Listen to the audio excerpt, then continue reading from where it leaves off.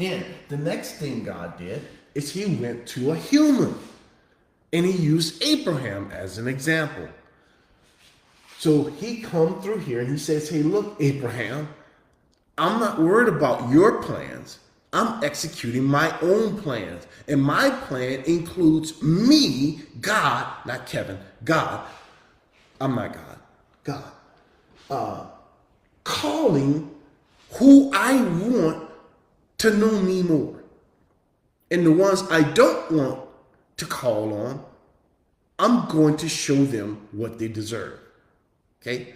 That's his sovereignty over humanity. That is, who will be called, that means chosen by God, using God's wisdom, not determined by humans. Abraham chose the wrong person.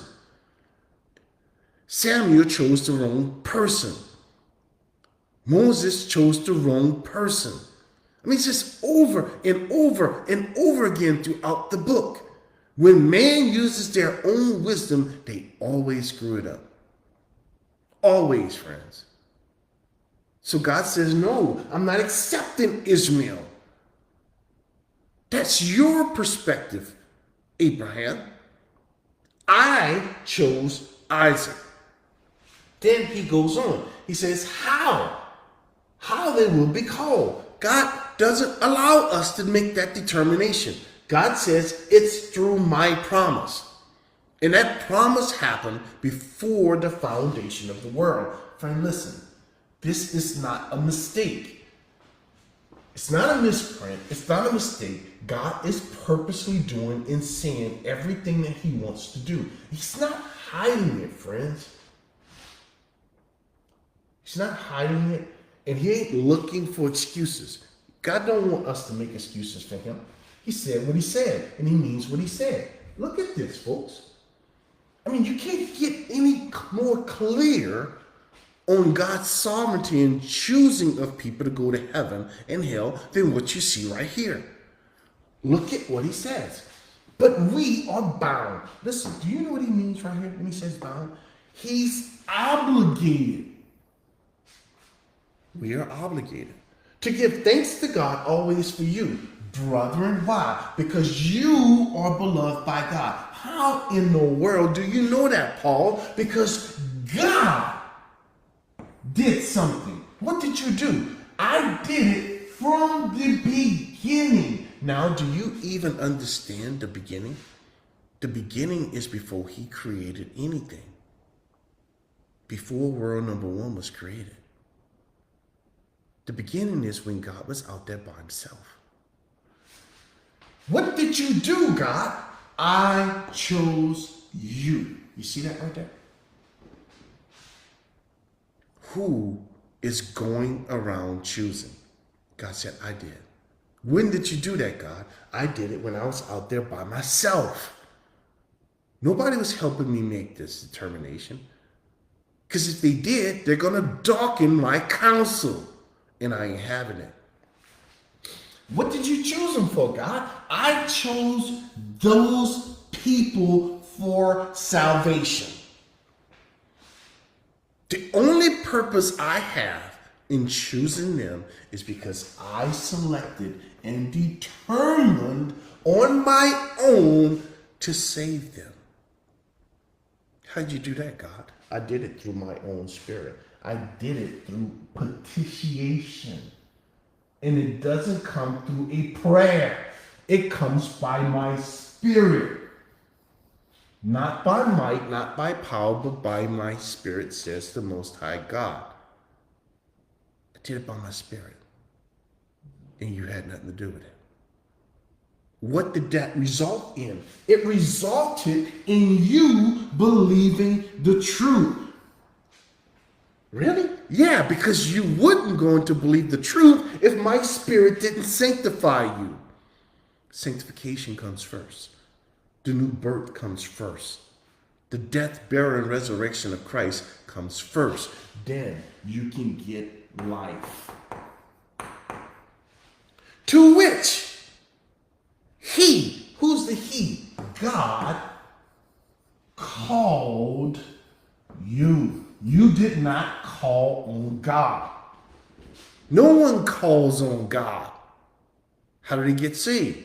God calls you. How do you do that? He uses somebody to tell you the gospel. 4, what's the whole purpose behind this? Behind God saving and calling and sanctifying and getting you to believe the truth by choosing you. What's the purpose behind that, God? So that you can obtain something you couldn't obtain any other way. Well, what's that? Glory. Glory. Yes. God's glory. Our God's glory. You mean Jesus' glory? I meant exactly what I said, because he happens to be God. Friend, how are you going to get this? This is equal with God's. How else can you get glory that is equal with God's? You think your prayer is worth that? Whatever else you want to claim that you do for God, that's enough for God to give you glory equal to his own? That's what you think, friend. You better make sure that you're in the faith. Therefore, because all that is true, you can stand. You can hold to the doctrines. That's all that tradition means, doctrine. So you can substitute this. If you go look the word up, what does it mean? It simply means doctrines. Scripture, friends. That's all it's talking about. Which you were taught, whether by word, you see, by preaching or by scripture being written down. You see that? That's what's happened. All right. Now, one other thing. I'll show you this. I'm going to move quickly here. I believe it's in the first chapter here. Now I don't want to waste time. I'm going to have to go look it up right quick.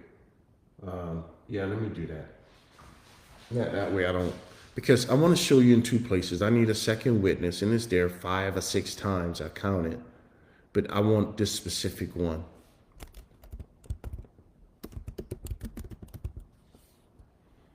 And as we get this one, we can clearly see what God is talking about. And this is beautiful, friends, because it's God telling us exactly what he did, when he did it, how he did it, because he wanted to do it.